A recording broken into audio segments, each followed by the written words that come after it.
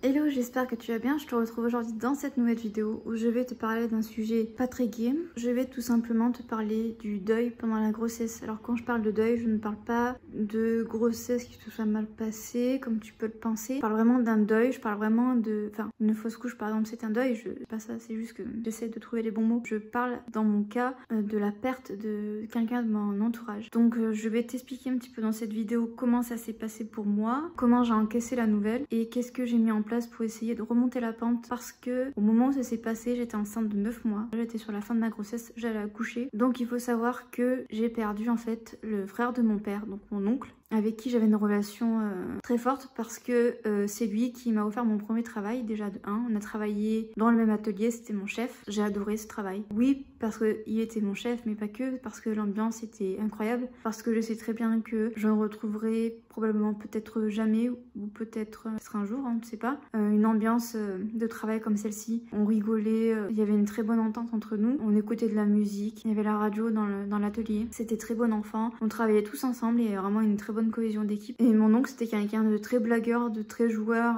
et de très souriant, donc c'était quelqu'un que j'aimais beaucoup. Et en plus de ça, on avait un petit truc entre nous, c'est-à-dire que des fois il fallait faire des prélèvements en fait dans les cuves et régulièrement malheureusement, comme c'était des assez grosses cuves, je faisais tomber l'échantillon en fait dans la cuve.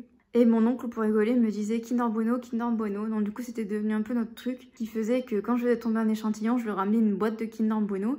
Et du coup après pour ses anniversaires, c'est ce que je faisais, je lui apportais toujours une boîte de Kinder Bueno parce que c'était un peu le souvenir que on s'était un peu donné quand voilà j'ai quitté l'entreprise, parce que voilà je voulais voir autre chose et que voilà mon contrat était terminé. Donc voilà, c'était mon oncle, c'était vraiment quelqu'un de très important pour moi. Des fois il y a des personnes dans notre entourage, on tient à eux mais pas autant, on ressent pas une émotion très forte. Je sais pas comment t'expliquer ça, mais probablement qu'un jour il y a certaines personnes de mon entourage que je vais perdre, j'aurai pas le même lien d'attachement que le lien que j'avais avec mon oncle. Il faut savoir que quelques jours avant qu'il décède, il m'avait envoyé un message en me demandant si ma grossesse se passait bien, si j'étais pas trop fatiguée, si c'était bientôt la fin. Donc c'est un SMS d'ailleurs que j'ai toujours dans mon téléphone. Et ça me fait encore bizarre de me dire qu'en fait il a envoyé ce SMS quelques jours avant qu'il décède. Alors de quoi il est mort, c'est un peu compliqué parce qu'on n'a pas pu, enfin ma famille n'a pas souhaité faire une autopsie. Alors on pense à une rupture d'anévrisme peut-être ou un arrêt cardiaque. Il faut savoir que mon oncle était à la retraite tout juste en fait, et il venait tout juste de se marier, il était tout juste à la retraite, il profitait de sa vie à fond, c'était quelqu'un qui adorait sortir, qui avait plein de copains, ça s'est vu à son enterrement d'ailleurs. C'était vraiment quelqu'un qui adorait vivre et qui adorait la vie. Souvent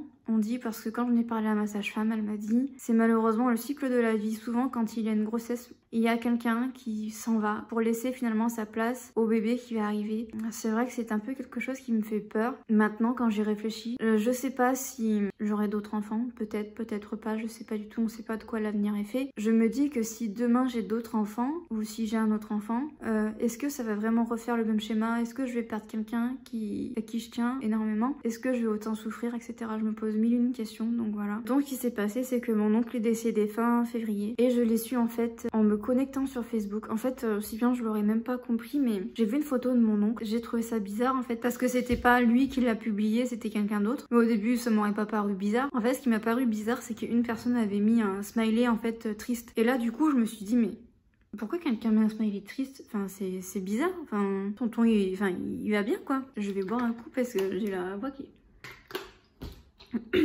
Et là, sans chercher, plus, je décide de prendre mon téléphone et j'appelle ma mère. Je lui explique. Je dis, ah, je viens de voir un truc bizarre sur Facebook. Elle me dit, ah bon? Je dis, oui, je viens de voir une photo de tonton et il y a quelqu'un qui a mis un smiley triste. Et je comprends pas. C'est bizarre, pourtant, tonton il va bien, enfin. Et là, ma mère me répond pas.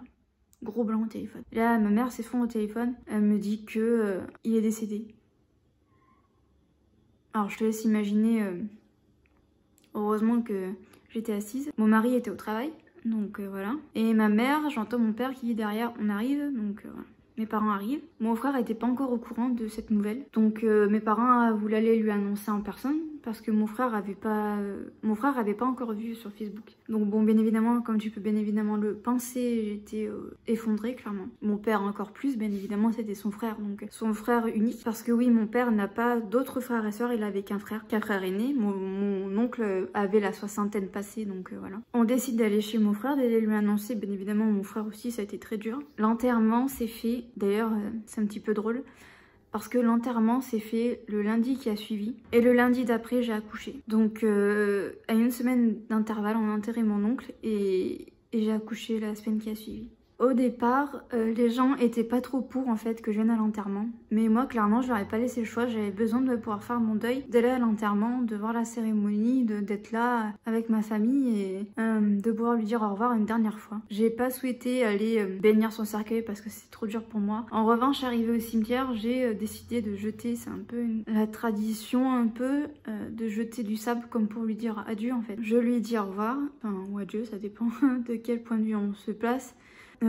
Il faut savoir que les parents de mon père sont encore vivants, ils ont plus de 90 ans. Donc ma grand-mère n'est pas venue à l'enterrement parce que c'était trop dur pour elle. Bien que perdre un enfant, c'est une des pires choses qui peut se passer dans la vie d'un parent, donc pour elle c'était trop dur. Par contre mon grand-père, c'était important pour lui d'être là, donc il est venu. Pour mon grand-père c'était très dur, ça lui a mis un coup bien évidemment.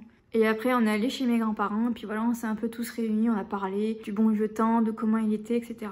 Maintenant je vais plus te parler de moi, comment j'ai fait pour encaisser le deuil et comment j'ai fait pour éviter finalement que mon fils qui était encore dans mon ventre puisse penser que c'était de sa faute, parce que les bébés ont tendance à prendre énormément la peine que leur maman a pour eux en fait. Enfin je sais pas si c'est très clair ce que je dis, mais du coup ce que j'ai fait, à partir du moment où j'ai su qu'il était décédé, je lui ai tout de suite parlé à mon fils. Je lui ai dit aujourd'hui j'ai perdu quelqu'un que j'aimais beaucoup, j'aurais voulu que tu le rencontres, j'aurais voulu que tu rigoles avec lui, j'aurais voulu que tu passes des moments avec lui, que tu le rencontres. Tu ne le verras malheureusement jamais, tu ne le connaîtras pas. C'est pas de ta faute, c'est la vie qui a fait que, eh ben, il est parti. À ce moment-là, je savais pas le pourquoi du comment, enfin, on le saura probablement pas, mais voilà, il a fait une crise cardiaque. Moi, je le mets là-dessus, comme ça me permet d'avoir un diagnostic, entre guillemets. Et du coup, ce que j'ai fait après, c'est que j'ai essayé de prendre énormément de temps pour moi, pour essayer d'assimiler ma peine, pour essayer de mettre des mots dessus. J'ai même écrit ce que je ressentais pour lui, à quel point ça m'a fait du mal. Évidemment, quand tu vis un deuil, tu passes par plusieurs étapes. Il faut savoir que mon oncle, ça a été le vrai premier deuil que j'ai dû faire. Oui, j'ai déjà perdu une copine, elle s'est suicidée, mais ça a été un deuil, j'ai mis quand même 10 ans à le faire parce que j'ai pas pu aller à son enterrement pour plein de raisons complètement débiles. Mais c'était pas la même chose pour moi.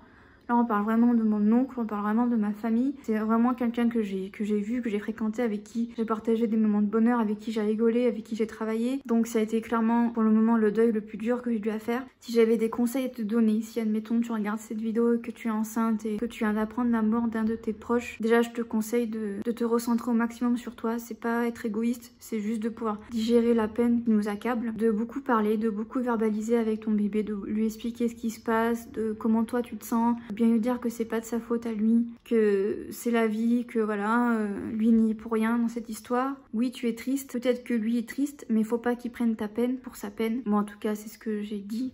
Pareil, je te conseille si tu as un flot de paroles comme ça qui te reste dans la tête, c'est de l'écrire pour poser sur un papier et le visualiser. Après soit tu décides de le garder, soit tu décides de le brûler. Moi en général je brûle, je le garde pas parce que c'est trop dur pour moi en fait. Ça m'est arrivé de garder certains écrits en fait pour parfois les ressortir et me dire ok je suis capable de, mais en ce qui concerne les deuils, j'écris et je brûle.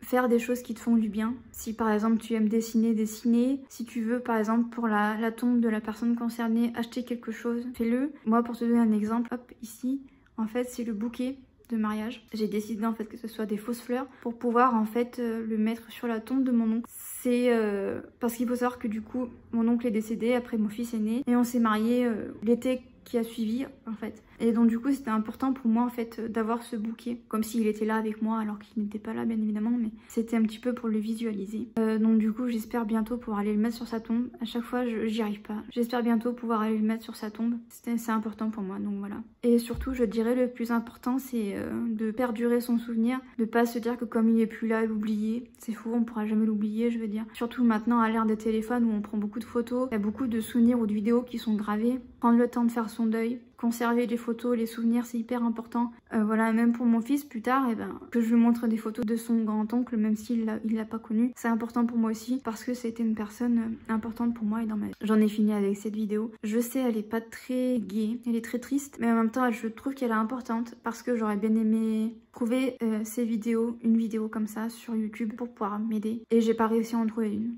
donc voilà.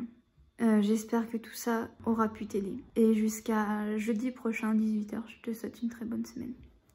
Bye bye.